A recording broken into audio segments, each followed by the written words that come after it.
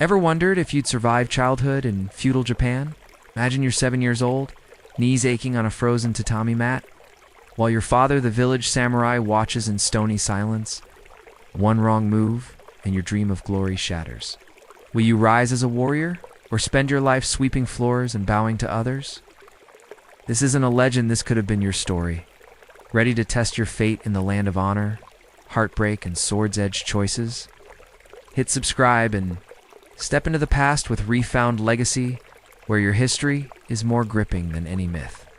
You're 7 years old, kneeling on cold tatami mats as the first light of dawn spills through the shoshi doors. Outside, the bamboo sways in the wind inside. Your knees ache and your stomach grumbles, but you dare not move. Stone-faced samurai stands with arms crossed. Behind him, your mother arranges the breakfast rice, every movement silent, precise. This is not a morning for laughter. It is the morning you learn whether you'll rise as a samurai or serve in silence for the rest of your days. The air tastes like incense and fear. Yesterday you were just a child racing grasshoppers by the river. Today, your fate balances on a sword's edge. The family elder enters, face-lined as the trunk of an old pine. He inspects you head to toe, says nothing, then finally nods. You may begin. You bow so low, your forehead grazes the mat. The ritual begins. First reciting your ancestors' names, careful not to falter. Your tongue stumbles over your great-grandfather's title, and a hush falls. Disciplined, your father says, voice hard as hammered iron. Breakfast comes a single bowl of rice and pickled radish. You eat with both gratitude and nerves. When it's done, you present yourself in the courtyard, where the clan sensei waits. His hair is white, his gaze sharp. You're not alone. 10 other boys from the village stand shivering beside you. One glances at his ragged sleeve, another at the bamboo training swords laid out on the ground. Some of you will wear the crest of your family. The sensei intones, others will wear the plain clothes of service. Fate is not always chosen. The training begins. Hours of kneeling, bowing, repeating movements until your legs burn and your back aches.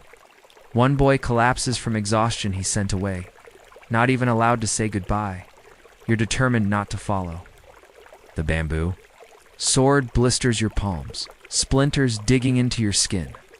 You repeat the strikes again and again until sweat drips from your chin. The sensei shouts again, and you obey, biting back tears. To show weakness is to lose everything. At night, you help your mother with chore scrubbing floors, chopping vegetables, mending your sister's kimono. You watch the samurai sons walk by, laughter echoing as they polish real swords. You want to be one of them, but the space between is a chasm. If you work hard, your mother whispers as she tucks you in, perhaps the gods will smile. Weeks blur. Spring becomes summer.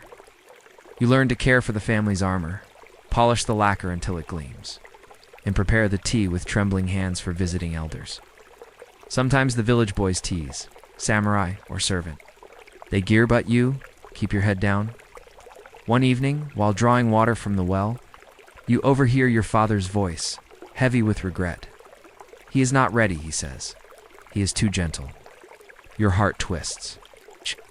You want to shout that you are strong, that you can fight, but you know better than to interrupt. Instead, you resolve to show him.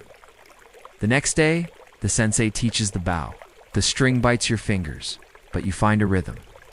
Thwacker arrow flies true.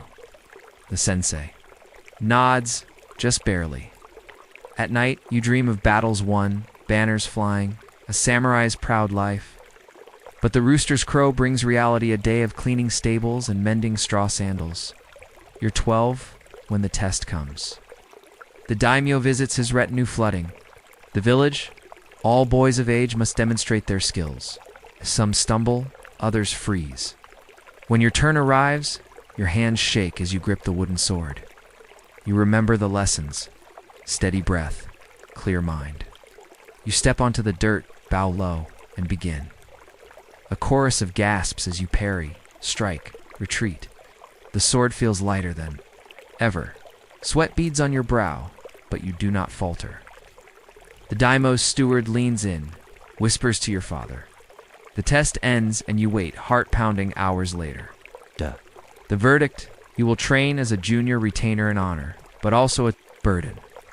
Some will serve in the kitchen, some will wield the sword. You're not sure where you belong yet, only that your life has changed. Night falls. You kneel at the family shrine, incense smoke curling around your prayers. Please, you whisper, let me make them proud. Your new life begins with a shaved head and a stiff uniform. Scratchy, a reminder that pride must be earned. The other junior retainers size you up. The son of a fisherman sneers. A farmer's boy offers a nod. You work side by side. Scrubbing armor, fetching water, running messages for your superiors. Sometimes, the older boys order you to kneel in the snow for hours, testing your discipline. You learn not to shiver. You learn to endure. Each day begins before sunrise. Sweep the training yard. Rake gravel into perfect patterns. Prepare tea with a hand that still trembles. The sword is not yet yours to wield, but you train in secret, practicing the moves by lantern light after chores. A kind old servant, Yoshi, sees you once, but only smiles and places a rice ball at your feet. Rumors swirl, a war with a rival clan. Hunger in the north. One morning, the village bell clangs bandits on the road. The samurai scramble. You're left with the women and old men told to guard the children. The sun sets. You hear shouts in the distance, steel on steel. Fear claws at your chest, but you stand firm, bamboo staff in hand. The samurai return, battered but victorious. One is missing a cousin you admired, his smile now a ghost. The funeral is swift, his armor burned in the family field, ashes scattered by the wind. You kneel beside your father, both of you silent. Death is part of the samurai path, but it leaves wounds deeper than any sword. Years pass, you grow taller, stronger. The kitchen becomes your classroom, and the yard your dojo. Sometimes the line between servant and samurai blurs. Everyone eats the same rice when the stores run low. Everyone shivers when the winter wind howls. You learn that honor is not just in battle, but in small acts. Helping a sick elder, cleaning the shrine, sharing food with those who have none. Finally, on your 15th birthday, you stand before the sensei and the clan. Your trial is simple. One match with a real sword, win, and you become a samurai. Lose, and you return to service. You face your old rival, the fisherman's son. The duel is fast, brutal. Swords clash, breath steaming in the cold air. He overreaches. You dodge and in a moment disarm him. Silence, then applause. You kneel. Sensei lays a real sword across your palms. Your father's eyes, usually stone, glisten with pride. Samurai, the elder intones, by strength, by service, by heart. The next day you eat with the others rice, pickles, a little sake. The farmer's boy raises his cup. To those who serve and those who rise. Laughter fills the hall. You made it. Not by birth, but by sweat, by courage, by never giving up. Years later, when you lead a squad into battle, you remember the cold floors, the taste of fear, the lessons learned in both the kitchen and the yarden. You teach your own students. A true samurai serves first, then fights. You live not as a legend, but as a bridge between the sword and the servant's broom, between the humble and the honored. Imagine if this was your coming of age.